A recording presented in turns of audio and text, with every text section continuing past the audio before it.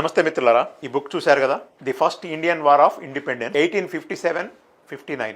ఇదే బుక్ని తెలుగులో కూడా అనువాదం చేశారు, అది కూడా చూడండి. ప్రథమ భారత స్వతంత్ర సంగ్రామం 1857-59. భారతదేశంలో మనం సిపాయిల తిరుగుబాటు అని చెప్పే దాన్ని ప్రథమ భారత స్వతంత్ర సంగ్రామంగా నామకరణం చేయటమే కాకుండా ఈ పుస్తకాన్ని రాసింది ఎవరో తెలుసు కదా, దాని మీద రైటర్స్ పేర్లు ఉన్నాయి. కార్ల్ మార్క్స్, ఫెడరిక్ ఎంగెల్స్, వీరు రాశారు. భారతదేశాన్ని వలస దేశంగా పెట్టుకొని పాలిస్తూ 190 సంవత్సరాల పాటు బ్రిటిష్ వారు భారతదేశంలో ఎలా పరిపాలించారో ఆ బుక్లో రాశారు.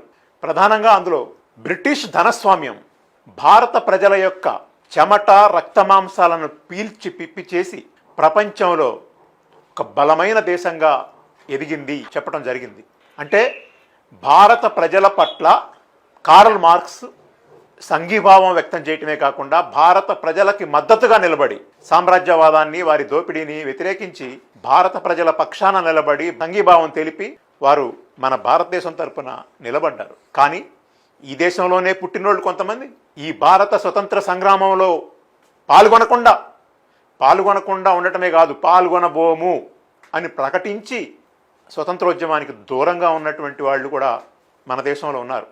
వాళ్ళు ఏమంటుంటారంటే మార్క్స్ విదేశీయుడు, ఎంగెల్స్ విదేశీయుడు, లెనిన్ మనోడు కాదు అంటుంటారు. కానీ ఈ దేశ స్వతంత్రోద్యమానికి ద్రోహం చేసినటువంటి వాళ్ళకంటే కూడా ఈ దేశంలో పుట్టకుండా కూడా విదేశీయుడు అయ్యుండి కూడా ఒక బ్రహ్మాండమైనటువంటి గ్రంథాన్ని భారతదేశానికి అనుకూలంగా ఆ రోజు ప్రపంచ ప్రజలందరికీ తెలిసేలాగా ఇంగ్లీష్లో ఆ బుక్కుని రాయటం ద్వారా భారతదేశ ప్రజలు ఏ రకంగా దోపిడీకి గురవుతున్నారో, బ్రిటిష్ సామ్రాజ్యవాదం ఎలా దోపిడీకి గురి చేసిందో ప్రపంచ ప్రజానికానికి తెలియజేసినటువంటి కార్ల్ మార్క్స్, ఎంగెల్స్ భారతదేశ భక్తుల, లేకపోతే ఈ దేశ స్వతంత్రోద్యమానికి ద్రోహం చేసినటువంటి వాళ్ళు దేశభక్తుల, ఒక్కసారి ఆలోచించాల్సినటువంటి అవసరం ఉన్నది.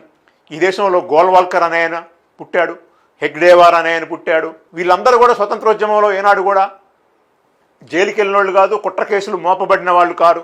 సవర్కర్ అనే ఆయన పేరుకు జైలుకి వెళ్ళినా తర్వాత లొంగుబాటు పత్రం రాసిచ్చి తర్వాత బ్రిటిష్ వాళ్ళకు అనుకూలంగా పనిచేశాడు. కాబట్టి ఎవరు ఏ దేశంలో పుట్టారనేది కాదు, ఏ ప్రజల పక్షాన నిలబడ్డారు, ఎవరి కోసం నిలబడ్డారు, ఎవరి ప్రయోజనాల కోసం నిలబడ్డారు, ఎవరిని వ్యతిరేకించారు అనేది ప్రధానంగా గుర్తించుకోవాల్సిన అవసరం ఉంది.